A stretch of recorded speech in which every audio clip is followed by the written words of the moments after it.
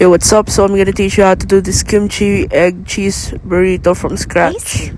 So alam ko naman na mabilis attention span mo dahil TikTok ka na TikTok. Kaya yan, bibilisan ko na isang cup ng harina. Lagyan mo ng konting oil, tapos warm water, tapos konting asin din. So after mo need, gamitan mo ng baso na pinanggamitan mo din kanina ng warm water. Cover mo yung dough habang ginagawa mo yun para hindi siya magiging matigas. And ayan, luto mo lang. Lagyan mo lang sa pan. Actually, no, not complicated. And then, ayun, tinikman ko siya.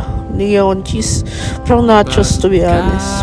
Pag ganun yung ginawa mo. Ayan, gumawa ko na isang malaki para gawin nga yung sinasabi natin na tortilla wrap. Luto akong egg. Tapos, yung kimchi fried rice kanina. So, I lied. It's not scratch talaga. Kasi, kagabi ko pala ginawa yung kimchi fried rice na yun. Yun din yung hapunan ko. Ayan, lagay mo lang dyan. So, naglagay yung egg, cheese, and then that kimchi fried rice. So, yun lang. Tapos ka na gumawa ng kimchi rice with egg and cheese from scratch.